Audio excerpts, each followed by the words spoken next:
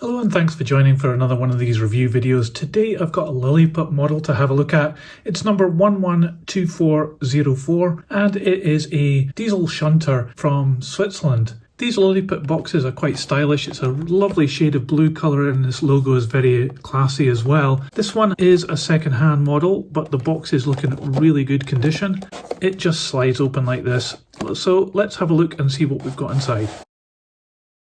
So this model does seem to have a couple of pieces of foam here for some reason.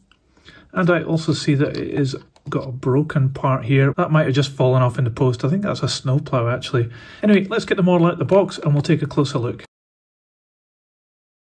So this leaflet here seems to list all the part numbers if you need to replace anything on this model. Interestingly enough, it's got up here different part numbers for different railways, and you can see that we have the SBB one here, but you can see it also has these other railways, all European I think.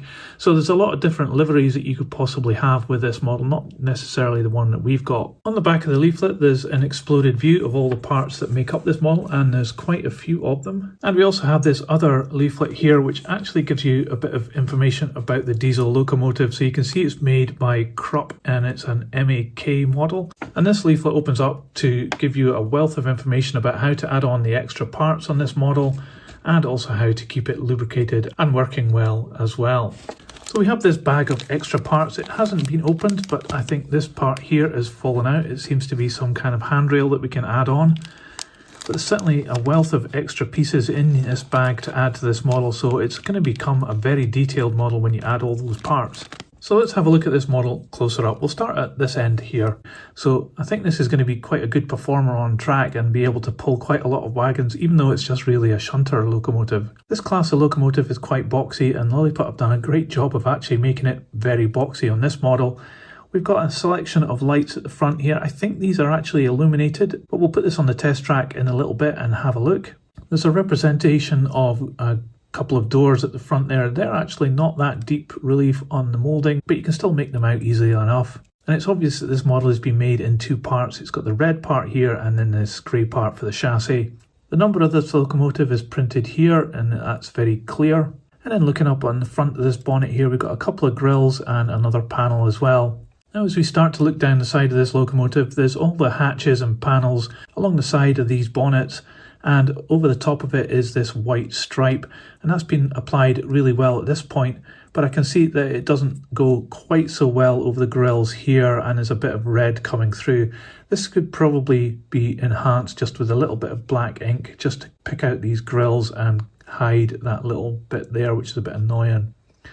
But the stripe does go all the way around this cab part here, and on it is printed the number of this locomotive again.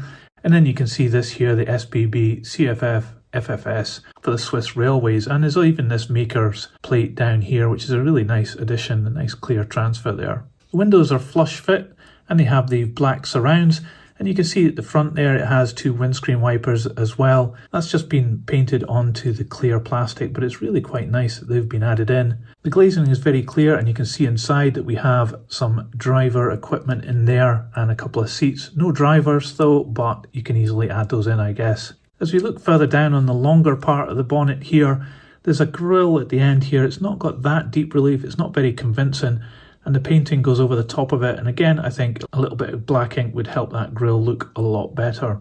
You can see all the way along these little holes. I'm guessing that's for the extra parts that we saw in the bag to be fitted. And you can see that we have all these details here on the grey part as well that have been printed on. And crucially, they've been printed over the top of this hatch, which has got some rivet detail on it, but it hasn't caused any problems with the printing, so it's really quite impressive. Down at this end of the locomotive, it's very similar to the first end. It's got the printed number up here and this arrangement of lights and these doors as well. And up on top, we've got this vent here with a representation of a fan underneath it. It's decent enough, but it's not fantastic. Again, would benefit from some black ink being put in there. And down this side of the locomotive, it's very similar to the first. It's got another grille here though, and it's got a panel that sticks out a little bit here. The white stripe here, it does have a little bit of a problem just in the corner there, but it's not too bad at all. And looking up on top of the cab roof here, we've got this exhaust stack here, and it's really nice that that's been painted black. And we've got this grey additional part that's been added on for the roof, which has got some horns and a couple of other little pieces on top. This looks as though something used to be fitted there and it's broken off. I'm not quite sure what was there before. And now as we look down on the chassis, you can see that there's a lot of detail on this moulding. Really nice steps coming down here. And then we've got this bogie here, which has got a lot of deep relief. The spring detail is very good, and it even has some transfers on it as well. There is a representation of brake blocks here in line with the wheels. And then the central part, with I guess it's a fuel tank, is a fairly simple moulding. I guess that's indicative of the original, but it is a nice moulding. It has been well done. And then we have another bogie here. It's just the same as the first one. And again, some more steps here. So these buffers don't look 100% square, but that's because they can move around. They actually pull straight out of the chassis. It's really nice that we've got these wasp stripes down here. They're very clear. And we've got an extra piece underneath the coupling here. The coupling does cantilever quite a lot. It is fixed to the bogie, but it also has its own cantilever as well, and it has a NEM pocket with this coupling in it. Again, you can see the holes here, I guess for all the railings and extra parts that you can fit to this model. So looking underneath, both sets of wheels are driven. I guess it's a central motor with a drive shaft out to all of these, and I would assume that it picks up from all these wheels as well. It does look like that. Well, we'll give it a go in a minute. You can see it has a traction tyre on this wheel here and this one over here.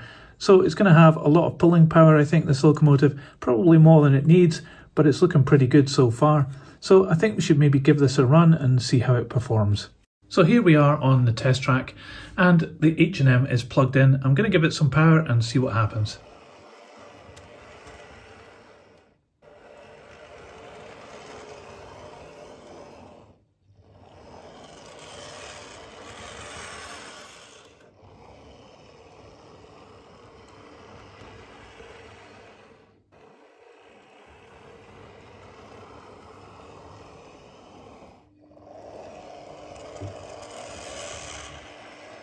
So this is an absolutely excellent runner, but it did have a little bit of noise as the speed increased there. But overall, it's really good. It's very smooth. It picks up really nicely, and I think it's very prototypical. And one bonus thing as well was that the directional lights worked too. So in one direction, there was 3 white lights on, and in the other, it was 2 red lights on. So that's really cool that it does that. So it's a great performer, and it's got that extra of the lights, which work really well, even under the power of this H&M controller that I've got. So I think we should probably see how much this weighs. So this model comes in at 313 grams. So this diesel Shunter locomotive from Liliput is an absolute brilliant model, I think. It's quite a boxy design of locomotive, this one, and it's been faithfully reproduced by Liliput in this model. I think possibly this is just a little bit plasticky in its finish, and it could certainly be enhanced with some weathering. But one of the things that's really good about this is the mass of extra parts that you can put onto this model. So at the moment it hasn't got any of those parts on it and it looks quite plain. But I bet you with all the handrails and other bits and pieces, it would really look quite a special model. That said, it would make this model very delicate, and I have actually knocked one of the little antenna off the roof in making this video as well, which is a bit annoying. So therefore, if you're thinking about putting those extra parts onto this model, you'll then need to be extra cautious when handling it. So you need to bear that in mind. Performance-wise, this is absolutely excellent, and as a shunter, it needs to be good over really bad track as well, and it was run on really bad track with an old H&M controller, and it had no problems at all. So therefore, this is brilliant for what it needs to do. So I think this is a very useful model to add to your collection if you were interested in this. The size of it will suit smaller layouts, but it still has the weight and power, I think, in the motor to be able to pull quite a long train if it needed to as well.